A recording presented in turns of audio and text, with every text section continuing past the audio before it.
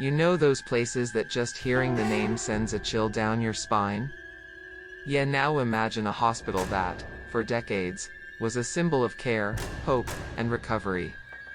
Now picture the exact moment when all of that turned to dust, making way for a scene of terror, suffering, and, believe it or not, pure evil. Sounds like something out of a movie, right? But I promise you this is far more real and way scarier than you could ever imagine. What happened within the walls of that old hospital in Monterrey still defies logic to this day. Doctors, nurses, even priests. They all tried somehow to confront what many could only describe as an uncontrollable evil presence. And trust me, this isn't just some tale of empty hallways and creepy noises. We're talking about esoteric rituals, supernatural phenomena, and a trail of pain and suffering embedded in every single inch of that place. Maybe you think this is just another one of those countless urban legends out there. But hey, race, the thing, this one left scars, evidence, and a long list of people who swear they were never the same after stepping inside. Some say it was just bad luck. Others claim it was a twist of fate. But those who truly know the story will tell you this is the place where evil found a home. And it has no plans of leaving anytime soon. If you've got the guts, brace yourself. Because starting right now, I'm going to tell you in painful, horrifying detail how a place once filled with hope became, quite literally, a cursed hospital. Where not even death was the worst thing that could happen. Oh. And one more thing. If, while listening to this, you hear something like a soft whisper nearby, don't worry. Or actually, maybe you should. You've probably heard the saying, not everything is what it seems, right? Well, my name's Karina. I've been a nurse for over 20 years, and if there's one thing life has taught me, it's this: some places hold secrets that were never meant to be discovered. The hospital where I worked, in Monterrey, was once the pride of the community. A top-notch medical center. A reference for surgeries, transplants, and critical care. But believe me, everything changed, and not for the better, on one stormy night I'll never, ever forget. It was a place where lives were saved every single day. People put their absolute trust in that massive building, with its sleek facade and hallways overflowing with hope. You know that feeling of accomplishment at the end of a tough shift? That was our daily vibe. We were more than colleagues, we were a family. We laughed, we cried, we celebrated every victory over illness. But out of nowhere, everything shifted. What was once a sanctuary for life became a stage for something I can only describe as pure evil. It all started exactly 5 years ago, during one of those nights where the storm feels like it's trying to swallow the world whole. Thunder rattled the windows. The lights flickered like they were struggling to stay on. I was on duty in the ICU when the ambulance pulled up, bringing in a patient who, without knowing it, was about to change the fate of everyone inside that hospital. Even now, when I remember that night, I feel a chill, not just any chill. A supernatural cold that crawls through my bones. His name was Ernesto Ramos. Maybe you've heard of him. Or at least of his reputation.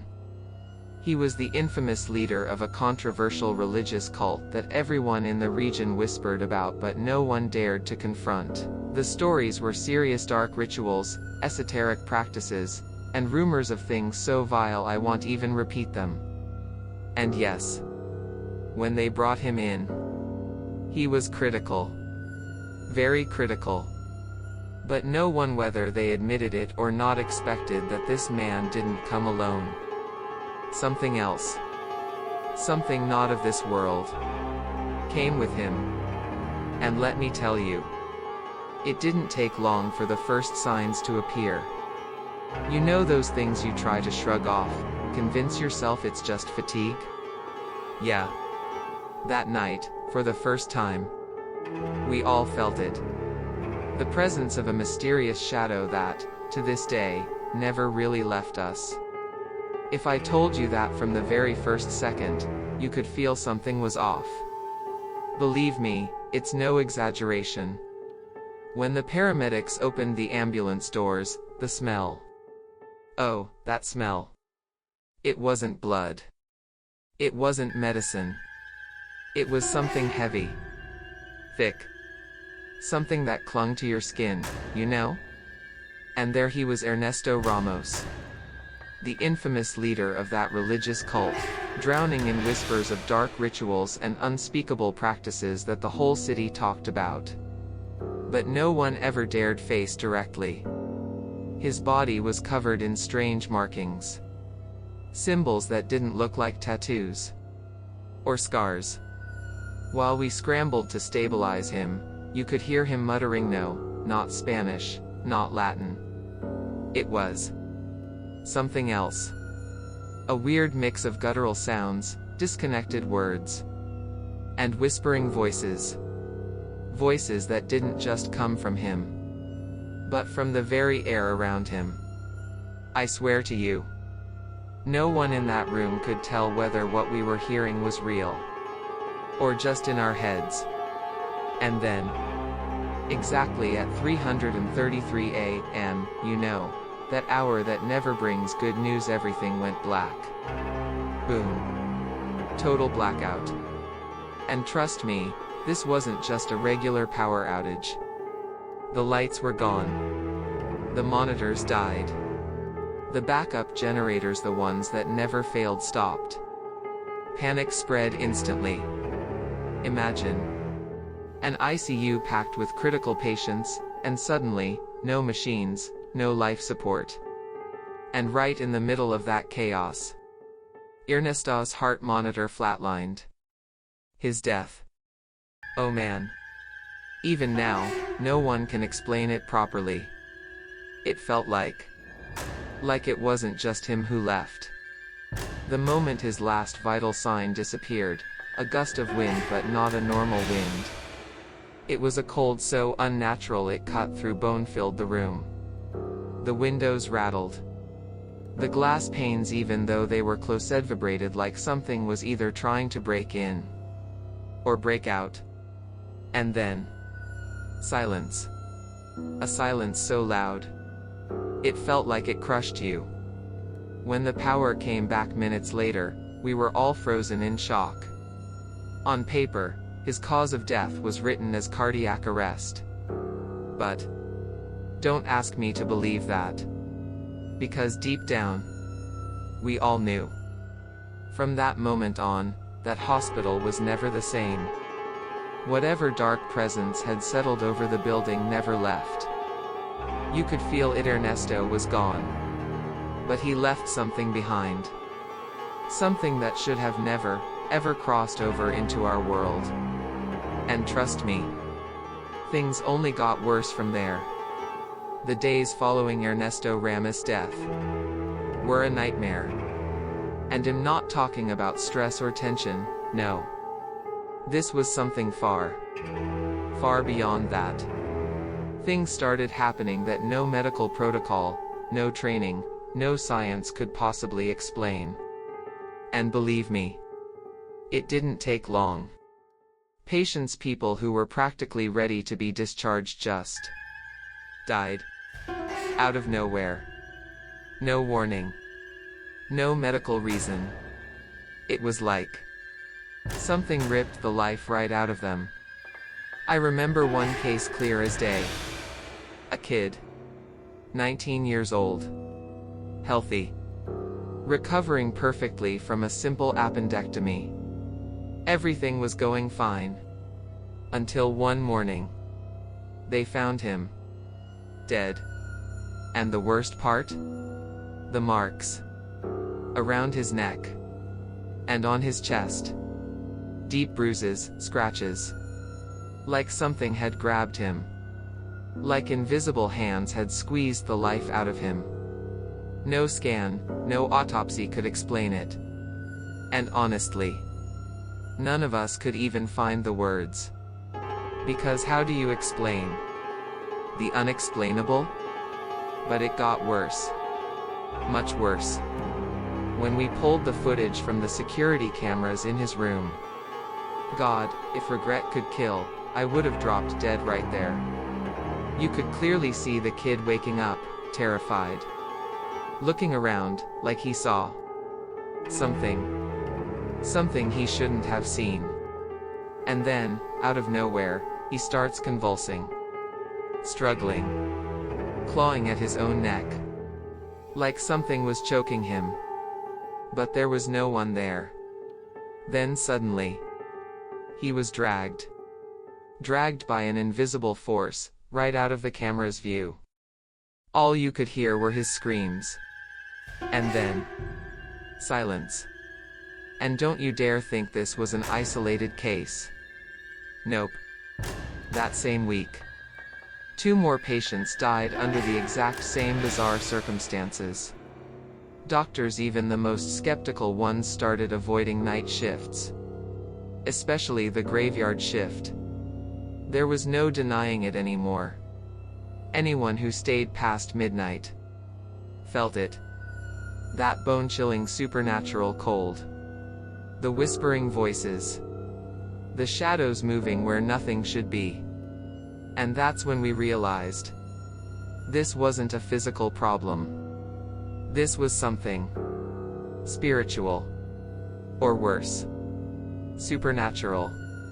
Suddenly, the hospital itself felt alive. But not in the way a busy hospital usually feels. No. It was like the building was watching us. Observing. Every hallway, every room, every bed. Felt like it had eyes. Hungry eyes. And this place that once stood for hope and life turned into something else. Something dark. Something cruel. And right then, we all realized. Cursed Hospital wasn't just an urban legend nickname. It was real. Painfully real. If you think things were already bad, oh, you have no idea. Because this is where the chaos truly spiraled out of control. The paranormal activity wasn't just random anymore. It became constant. Nurses started reporting apparitions in the hallway, shaman-like silhouettes that would just appear and vanish. And no, they weren't hallucinations. They were as real as any living person. Faces. Twisted. Empty. As if they didn't even belong to this world. The feeling? Absolute terror. Helplessness. And one undeniable truth, whatever this was. It wasn't human. You know that kind of cold that no amount of jackets can fix? That bone-deep chill that feels wrong? Yeah. That supernatural cold started taking over certain areas of the hospital, especially the ICU and the basement. And it never came alone. No. It was always accompanied by whispering voices coming from the walls, from the floors, from nowhere and everywhere. Sometimes, they whispered your name. Other times, they spat out broken, threatening phrases like, "Come back. You'll never escape." Or worse, "He is here." It was maddening. And I swear to you, there were staff who would rather quit their jobs than set foot in those wings ever again. And me? Karina. The one telling you this story? I wasn't spared either. One night, I was doing rounds. Checking patient charts. Alone. And then. That feeling. You know, the one, the sudden, ice-cold shiver that crawls up your spine out of nowhere. Before I could react, something grabbed my ankles. Hard. And yanked me. I was dragged down the hallway a full 15 feet by something I couldn't see. I kicked. I screamed. I clawed at the floor. But it didn't matter.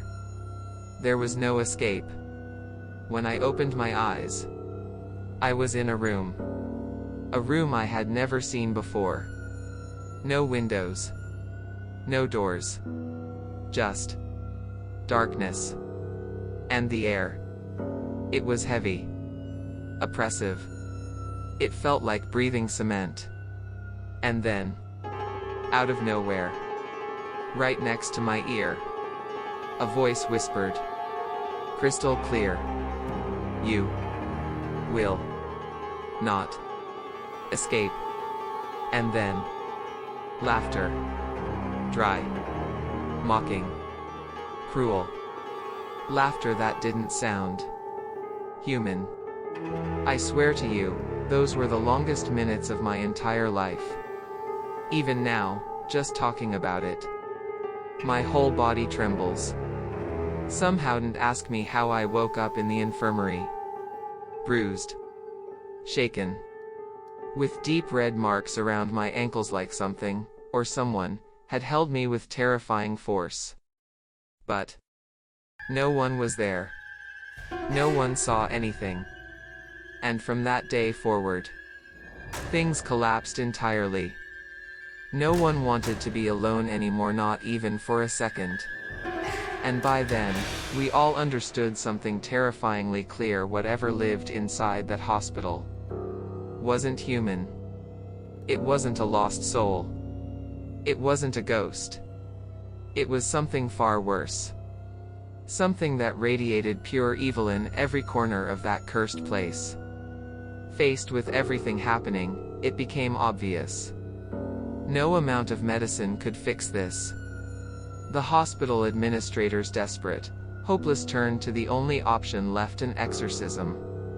And that's how we met Father Mateo. A serious man. Calm. Strong. Someone who had apparently dealt with dark cases before.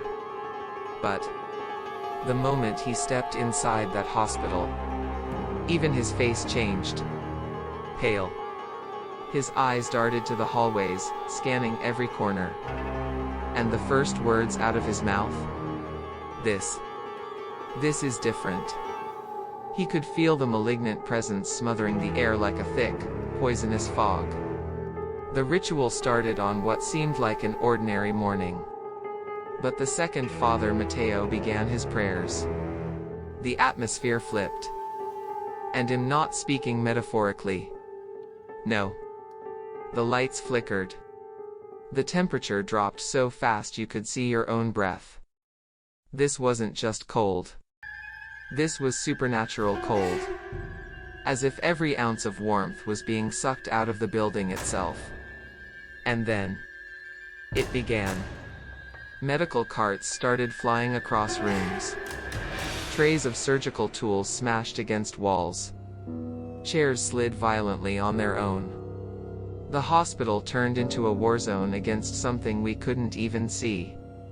But it didn't stop there. At the peak of the ritual, the windows started shaking. The doors slammed shut over and over so hard they cracked the concrete walls.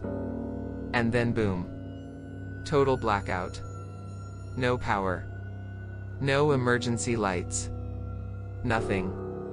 As if whatever this thing was wanted us to know exactly who was in control. No priest. No prayers.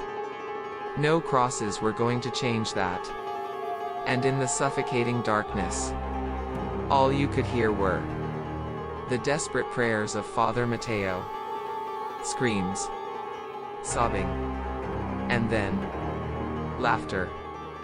Horrible, cruel laughter.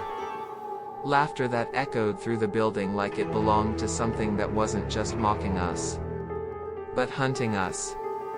Some staff ran without even grabbing their bags. Doctors locked themselves inside bathrooms, crying like children. And you know what? I don't blame them. Not one bit. I was shaking so badly, I could barely hold my rosary. When the lights finally flickered back on, Father Mateo was pale, drenched in sweat, his robe torn, his eyes wide with horror. And the only thing he managed to whisper was, This. This is pure evil. And yes, he finished the blessing. Technically, anyway. But between you and me, let's be honest. The exorcism failed.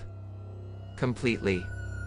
If anything, whatever was in there felt stronger. Angrier. Hungrier. From that day on, one thing was clear to everyone. This wasn't lost souls. This wasn't restless spirits. No. This was something bigger. Something that wanted us to know. This hospital now belongs to me. After that failed exorcism, as crazy as it sounds, things actually got worse. The hospital completely fell apart. Absolute collapse. Staff members started getting sick. And I'm not talking about the flu or burnout. It was something else. Some broke out in strange skin lesions, others had nervous breakdowns, panic attacks, uncontrollable shaking. Even fainting spells. And the weirdest part? It wasn't just the staff. Even the patients' people who were there to heal started feeling the same things: dizziness, shortness of breath, and that unshakable feeling of being watched. Always. Word spread fast. And once stories of invisible attacks, whispering voices, and sightings of a mysterious shadow hit the local news. That was it. The hospital, once a beacon of medical excellence, became a symbol of fear and mockery. Patients started fleeing in the middle of the night. People yanked out their IVs and bolted down the hallways without looking back. Total chaos. Unstoppable. Nurses quit in droves. And the few brave ones left, well, they couldn't even hide the terror on their faces anymore. At some point, even the biggest skeptics had to admit it. There was no denying it anymore. Doors were slamming shut on their own. Equipment was moving. Entire wings were swallowed by that freezing, unnatural cold. And worst of all, that constant, suffocating sense that something was watching you. Always. Always. Like the more fear it sensed, the stronger it became. And believe me when I say this, working there was no longer just stressful. It became a living nightmare. Even the most stubborn among us realized the truth. This building doesn't want to be a hospital anymore. It wants to be something else. Something much, much worse. It didn't take long for the inevitable to happen. Under pressure from endless complaints, terrified staff, and the sheer weight of public fear, the health board officially ordered the hospital to be shut down. Permanently. Just like that. Overnight. A place that had once saved so many lives became nothing more than an abandoned shell. Overtaken by decay, wild overgrowth, peeling walls, and shattered windows. But trust me, whatever was inside never left. Not even close. If you can even call it staying at all. And hey, race the creepiest part. Even today, anyone who passes by that place swears they can feel it. Some say that, when the wind blows just right, you can actually hear the whispers leaking from inside. And those brave or foolish enough to peek through the broken windows claim to have seen shadows moving. Because the truth is simple, my friend. That's not just an abandoned building. No. That place is cursed. Branded. Its walls hold more than just mold and rust. They hold something that was never meant to be awakened. Ever.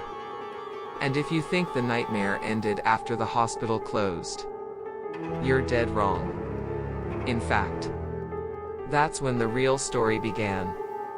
Or rather, when the death of the story began. Because once the building was abandoned, that's when the curiosity seekers showed up. The thrill chasers. The daredevils, or maybe the lunatics. Urban explorers. People hungry for adrenaline, for proof, for a brush with the supernatural. And let me tell you, anyone who's gone inside swears on everything they've got. They've never been the same since. And honestly, I believe them. I truly do. Reports started flooding the city. People saying that, the moment they crossed the threshold, it felt like the air itself turned heavier. Denser. Thicker. As if the building itself was breathing. Some claimed they saw shadows. Moving. Watching. Following. And that wasn't even the worst part. No. There were footsteps, loud, heavy ones, but no one there. Chains dragging somewhere deep inside. Distant moans echoing through the empty halls. And always, that familiar supernatural cold creeping in out of nowhere. Even in the middle of a blistering summer day. And of course, the whispers. Always. The whispers. And don't go thinking the authorities sat around doing nothing, either. They tried. Several times. The city made multiple attempts to demolish that cursed building. But guess what? It never worked. Ever. Every single time. Something happened. Strange accidents. Workers getting injured in ways no one could explain. Heavy machinery suddenly breaking down. Or spontaneously catching fire. And when it wasn't freak accidents, it was the locals themselves terrified by the growing web of urban legends protesting. Demanding the place be left alone.